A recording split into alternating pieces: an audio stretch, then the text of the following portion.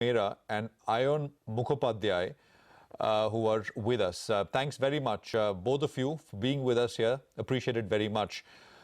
Rahul, if I can, Rahul Ajmera, by the way, is the CEO of the US office of IIFL Institutional Equities. He has over 18 years of experience in financial services industry. He's a qualified CFA, an MBA from IIM Lucknow, and BTech from IIT BHU, while Ayon Mukhopadhyay is the director of the UK office of IIFL Institutional Equities. He has 13 years of experience in financial services, and he also holds an MBA degree from the Oxford University. He's worked previously with CLSA. Gentlemen, thanks very much for being here. I hope you're having a good conference.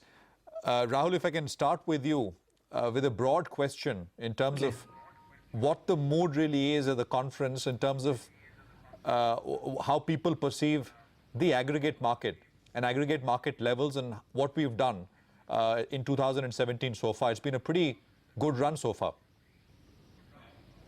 Yes, absolutely. People are pretty positive. Overall, just to give you one data point, almost 20% of people who are at our conference are actually from overseas. So every fifth person pretty much, give or take. But that speaks of the level of interest that's in India. And I would say that most of these guys are veteran India investors. So they have been with India across market cycles.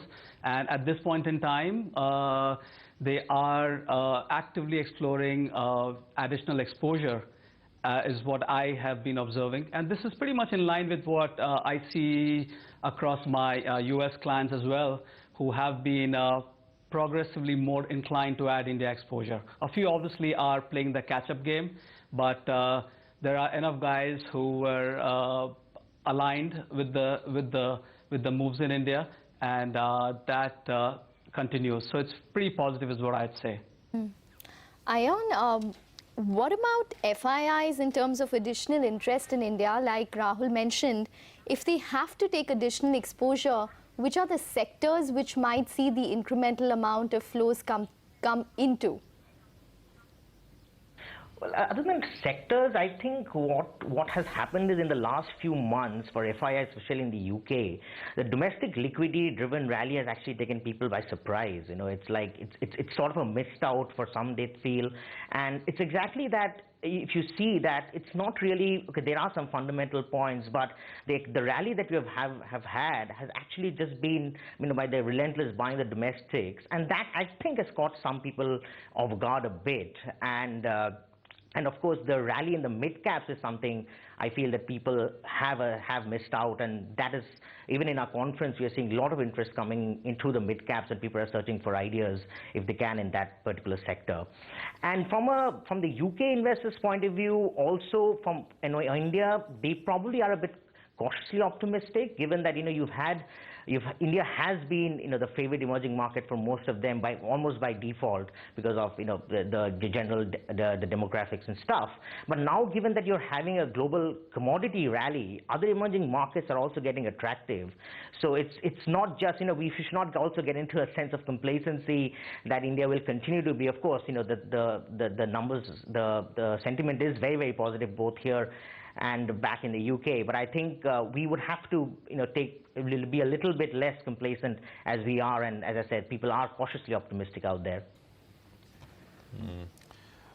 Fair enough. Rahul, if I can ask you, I'm sure that there is a fair bit of chatter today at the conference with regards to Reliance Industries.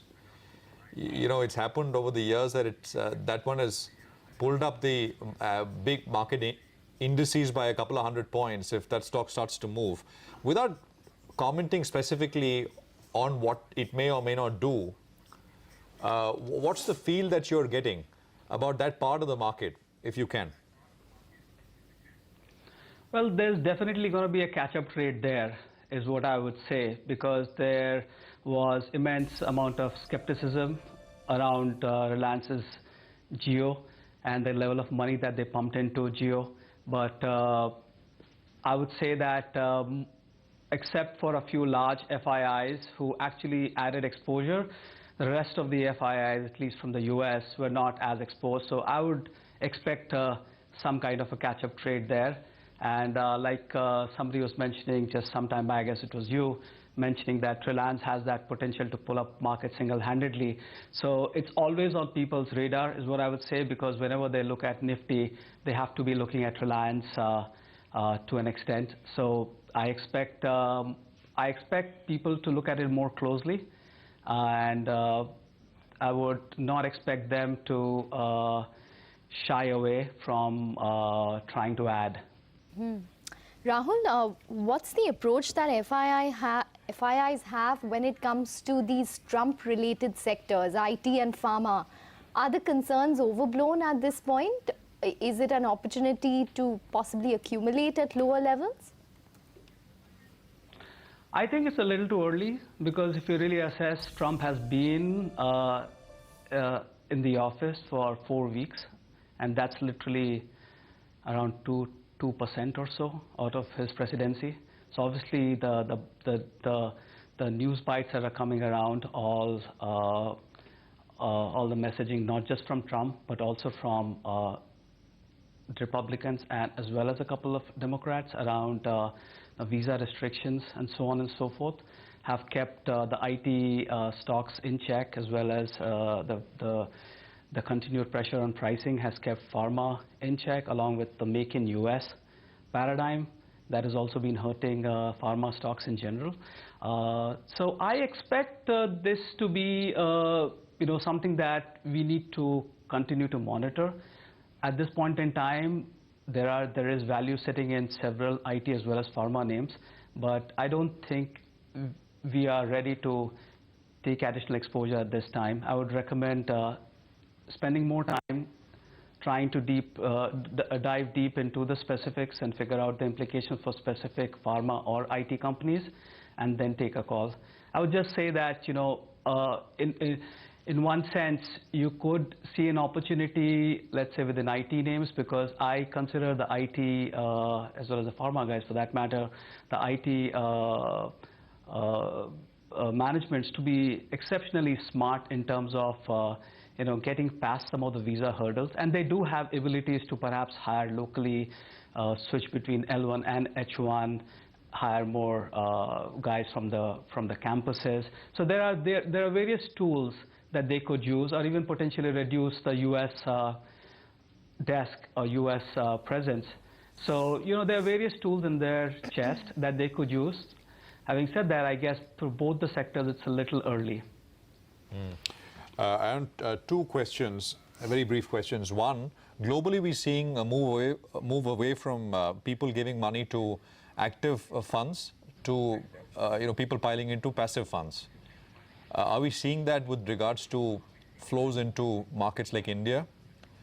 And second, generally, what is your outlook for FII flows into emerging markets, given the fact that US is really expected to do very well? The markets have done very well, and the underlying economy is expected to catch up as well. Go on.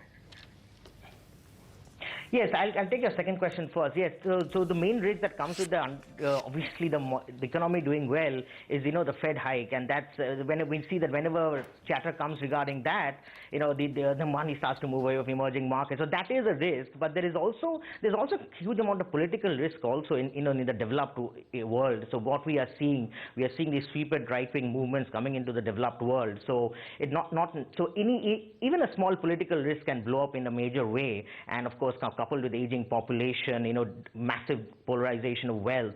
So it's not that, just because that we have had an incredible rally after Mr. Trump got in, and that is it doesn't really mean that, it's that people are shying away from emerging markets. Emerging markets still are, the place where you can actually make money. Yes, it does definitely comes with much greater risk, probably much more volatility, but still it is the place that, people would probably want to be invested more and make money, and that's why I say that you can't really write that off. But of course, the risk is there, and whenever you will have flows like, or other, as I said, Fed hike, there would be pressure coming in.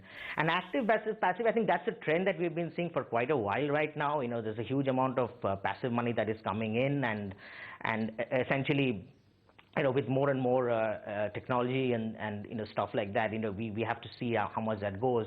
But it's pretty early to comment as to if that is going to be the norm going forward or not. Active fund managers still definitely are still around very much. So that's it. Yeah. Okay. All right, Rahul as well as Ayon, thank you very much for joining in and speaking with us. So that's the view coming in from the institutional desk of IIFL at US.